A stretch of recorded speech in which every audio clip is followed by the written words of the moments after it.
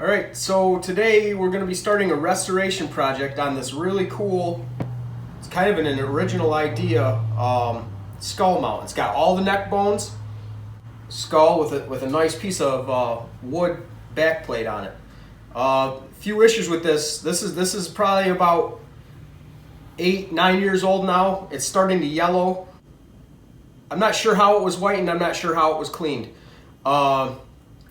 The antlers, this antler here, I don't know if you can see that in the video, but this antler is snapped right off. I'll take it off and show you. So what we're going to be doing is we're going to be fixing this, maybe repairing a couple of these tips that are broke off. We're going to be cleaning this, removing these screws and using a different method for securing the skull together. We're going to glue the jaw back together, whiten all the neck bones, probably polyurethane this wood backing, and this thing, and I'm even gonna show you how we're gonna stain these antlers up so they look natural again. They're all bleached out white. That's not how a buck would look in the woods. So we're gonna go ahead and I'm gonna get this all broke down, and we're gonna soak it in some water, and I'll show you how I do that.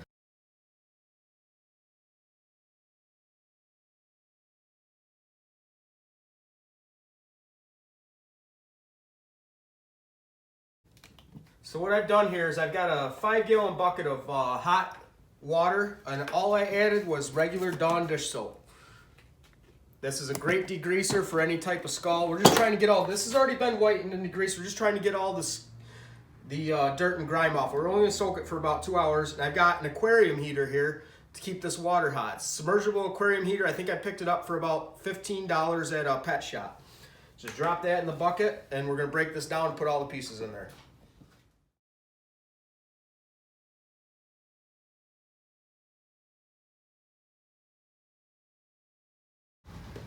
All right, so now our skull has been soaking in the soapy water for about 2 hours.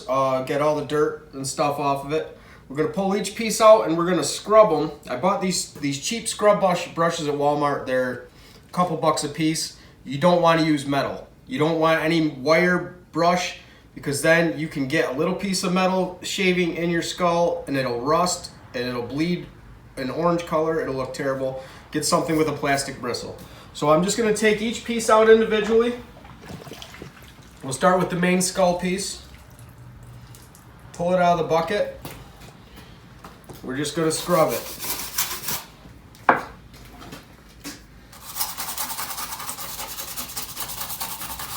We're going to do the entire piece, and then I'm probably going to get some a wet paper towel with some of the soapy water and do the antlers too. Want to scrub everywhere, get all the dirt off of this thing. We're going to do each piece that I threw in the bucket. I'm going to take all the pieces back, rinse them all off, and then I'm going to lay them out and let them dry overnight. All right, so our skull is dried overnight. Get all the water off it. Our next step in this restoration project is going to be fixing this antler where it broke. This should be up somewhere like that probably. You kind of judge the curvature of it. You can see it's not exactly the same as this one. This one's almost going out. So we want to fix that to make it look unbroken. You can do this on any set of broken antlers. There's also chip missing in a couple of the tips that we'll repair while we're in there. You don't have to do that, but we might as well if we're going to be fixing this one. So first thing you want to do on the main broken part is you want to scuff it up, because you're going to be using an epoxy. That epoxy needs something to bind to. Antler's really hard. Try not, might be good to wear a dust mask if you're going to be doing a lot of grinding, because this stuff can be pretty harmful if you're breathing in the dust. I'm not doing too much here other than just scuffing it up a little bit. This is already pretty jagged from where it broke. It's not a smooth break, so it should bind pretty good. Now the next thing we want to do is we're going to be putting, you have to have something for the epoxy to hold its form to. You can get a piece of clothes hanger, wire clothes hanger. You can buy some wire at the store, depends on what kind of gauge. If you got a big long tine, maybe a little bit larger gauge wire. I have, this is just like a rebar tie wire. This one's stainless. I don't think you really need to worry about it rusting. It's going to be encased in epoxy. So what you want to do is you want to drill a little hole to put that in to kind of guide where your antler is going to end up. So what I'll do now is I'll drill a hole.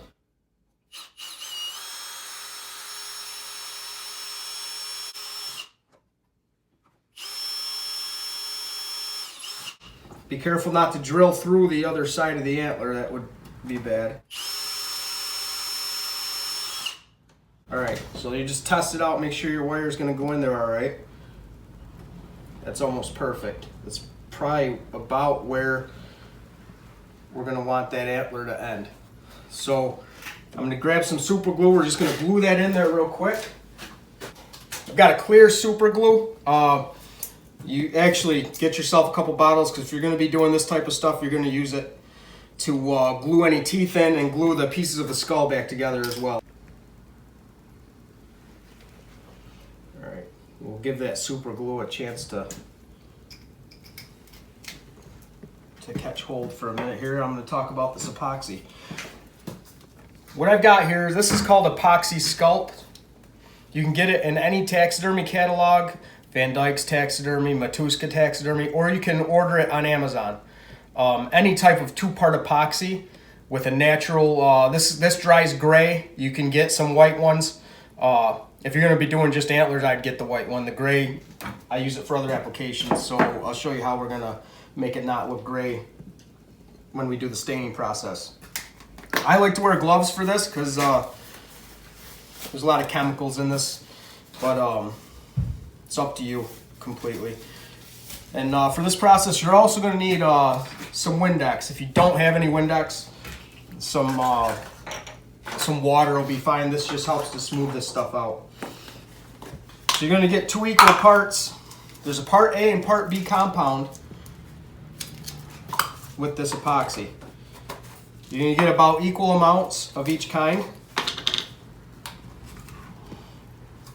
The Epoxy Sculpt, the colder it is, the stiffer it is too, so sometimes it takes a couple minutes to get it loosened up.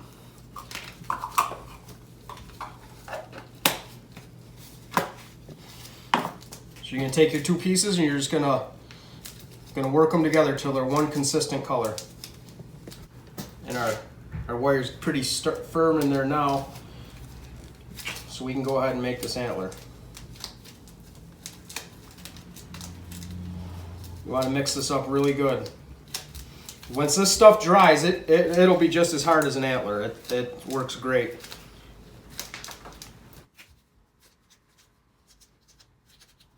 You can spray a little Windex on it, help loosen it up a little bit.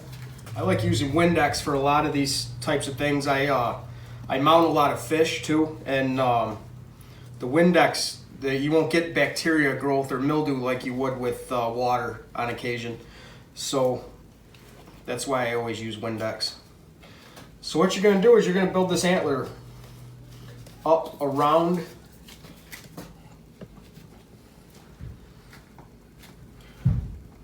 Doesn't have to be perfect at first. You're just going to keep working it.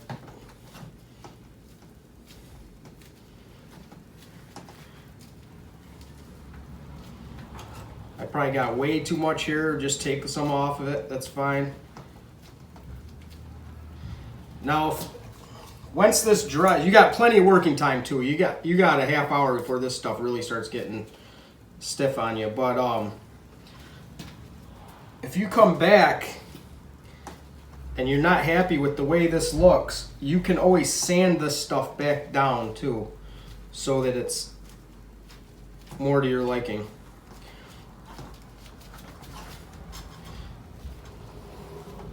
Now the Windex, I like to blend it right into the other antler. I'll show you a close-up once I get this close, but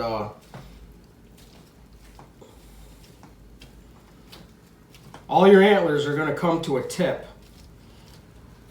That's generally the shape we're looking for. We just got to work this in. Should get thinner as you go.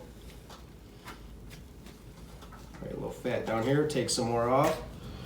All right, so I'm gonna get this molded up into another antler, and then we'll come back and show you what it looks like. All right, so we epoxied this antler. We let it dry for about 24 hours. All I've done now is I've gone ahead and I've sanded the antler down for any high spots or unevenness. You can tell that it looks like, other than the color, it looks like this could have been the natural antler. Like there's if it had been the same color, you wouldn't be able to tell. So I sanded it. And what else I've done here is I've taken my skull and I've covered it with some saran wrap. Put some saran wrap under the bases and taped around those, because we're going to be staining these antlers and we don't want to get any stain on the skull, or else we're not going to have a white skull. We're going to have a stained skull. Now you can see how white these antlers are right now. This was a bleached out skull. The antlers sat in the sun for a whole summer before someone found this deer after it had died. This is a freshly dropped antler that I actually just found a couple weeks ago. Right now it's middle of January. We don't have any snow in New York right now, which is unheard of. So I was able to find this antler right here, and you can see the color difference in the antler. Natural color, bleached out color. So what we're going to try and accomplish here is to make this look like this. Right here I have Minwax wood finish. The color is important. Most people go with this color right here. It's called Early American 230. That's going to give you the closest resemblance you're going to find. There may be another one out there that I don't know of, but what I've done, I've tried a few different kinds. This one will get you close to this. You're not going to be able to tell that it's not a natural antler. So all we need to do this now is a pair of gloves, an old rag or t-shirt, and the stain. I'm going to go ahead and open my stain. I've already mixed this, shaken this up, but I'm going to mix it up a little bit more real quick.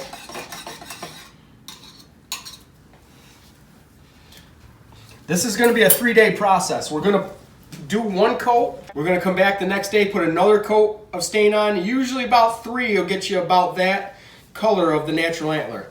And all I'm going to do is dip it in here. Get some on it. And just start wiping it on. You want to get everywhere. You don't want any uneven streaks and stuff. You want it to be pretty consistently even.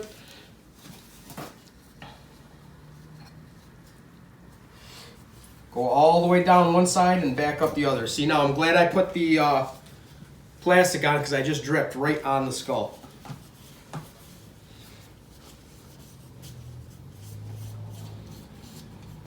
I want to stain the whole antler.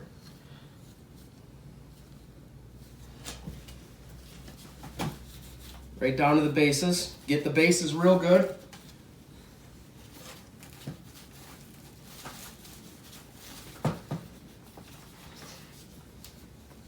You can see already it's starting to get a little darker. Making sure you get everywhere is not too hard, because you can see where you've been. So I'm going to go ahead and I'm going to get this all stained up. We're going to let it set overnight. About the same time tomorrow night, we're going to do a second coat and then a third coat, and we're going to see how it looks after that. So I'll be back tomorrow. All right, so we're back with our little restoration project here. We've put 3 days worth of stain on this. Stained it, let it sit overnight, stained it, let it sit overnight, stained it, let it sit overnight. What you want to do now is you want to get some steel wool. You'll see that these antlers are really shiny. That's not a real natural look. You're just going to take the steel wool and you're going to dull down everywhere where it's shiny. Give it a little bit duller look to it, a little bit more worn. A deer rubs its antlers on trees to get the velvet off. So you're kind of mimicking that right now with the steel wool. Dull the tips up. You can actually lighten it a little bit on the tips. A deer's tips are always a little lighter than the rest of the antler. Make sure you get the back side too. You don't have to wipe it real hard. So we're going to finish getting this wiped up here, and we'll be right back to show you the finished product. Alright, so we've got it all shined, dulled down. So this looks pretty darn close to this. Color's off a little bit. They're not all the same.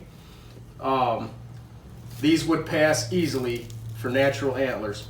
You can really see where we put the new piece of antler on. If you look really close, you can see it, but there's no definitive lines. The color's matched up pretty good. The next part we're going to do here is we're going to take all this plastic off. We're going to retape up our antlers like I did in the original whitening video that you can check out on YouTube. And we're going to whiten this guy and all those other bones that we broke down along the neck. We're going to get this guy whitened up just like the other skull we did. We'll see you in a few minutes.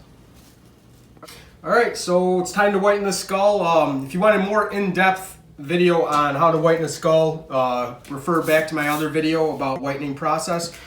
But we're going to use 40% peroxide cream. We're going to use a basic white 2. It's just a powder lightener that you mix with the peroxide. You can get both of these at a beauty supply shop. Anything over 40%, I believe you have to have a license, be a licensed hairdresser. But what we're going to do is we're just going to take this cream that we've mixed together. I use 2 scoops of the lightener and a solo cup full of the cream. Typically for a skull you need about half a cup in a scoop, but we have all these extra bones we're going to do right now. And then all you're going to do, without getting it on the antler, which is a big thing that we've already stained, we're going to go ahead and brush everything on. Hold it by the skull so you're not holding on to your stained antler. Get this cream everywhere. Get the teeth, get everything. So we're going to go ahead and get this cream on. We're going to let it set overnight, and we'll come back in the morning and rinse it off, let it dry. And if we like how white it is, that's going to be our final product. If we don't, we're going to go back and do this whole process a second time, maybe a third time. I'm thinking with this skull, it's only going to be 1 or 2 because it's already been whitened once a long time ago by somebody else. I'm not really sure the process they used, but we're going to use mine now. And so we'll be back tomorrow and see how it looks. Okay, so we've done 2 peroxide whitening treatments on our restoration project. It's over here drying right now, and we're going to let that completely dry 24 to 48 hours. Kind of cold in here right now, so once it's completely dried, we're going to put all the pieces back together, glue the jaw on, glue the nose pieces on. But in the meantime, while it's drying, we're going to start working on our base. It's a cut piece of a log. It was stained, but the person who did it left it at that. That might be what you want, but I think I'm going to put a coat of polyurethane on it so it gives it a little bit of a sheen. I'm not going to put too much on there. I don't want it to shine ridiculous and overpower the mount. We're just going to put 1 coat of polyurethane on this. I'm going to show you how I do that. I use a little piece of old t-shirt. Wear gloves. You don't want this stuff all over you. Just dip it in the polyurethane and then just wipe it in. So I'm going to go ahead and get a coat of polyurethane on this, and after it's all polyurethane, we're going to let this sit for roughly, well, I guess till it's dry. And at that point, once everything's dry and everything's put back together, we're going to do a few finishing touches on this, and this restoration project's going to be done. I can't wait to see the before and after pictures.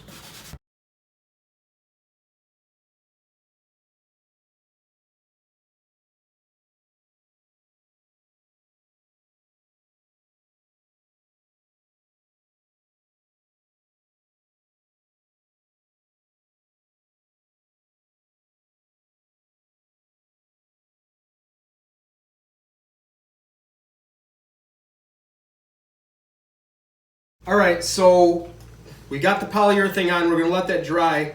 There's one thing I wanted to show you. I'm not a big fan of boiling a skull. There's other ways to do it. You can macerate, you can get beetles.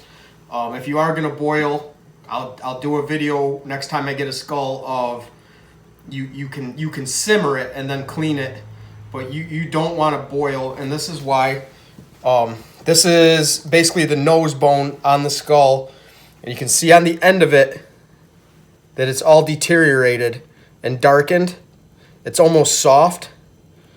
That's because this was boiled. Someone boiled it to clean it, and now it's damaged. And over time, it'll get worse and worse and worse. We're gonna be putting some protective coating on this, but there isn't much you can do to restore its newness. So that's just why I don't prefer to boil them.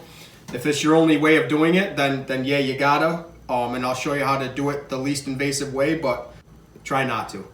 So our skull completely dried, and what we did was we went through, we cleaned off any peroxide, that's dust that was still on there after we rinsed it. We glued the jaw bones back on. I used regular super glue, Loctite super glue. Make sure it's clear. Little dab where the teeth touch and where the jaw connects in the back here, and that'll hold the whole thing together once it dries. And then what I did after the glue had dried is I went through and I hit the entire thing with a satin clear coat to protect the stained antlers and the skull itself from any oils or dirt in the future. And then what we did was, you remember the wooden base that we had? We went and put all the neck bones back together, hit the neck bones with the satin clear coat, and I wanted to add a little life to the base. So I'll show you the whole finished project right now.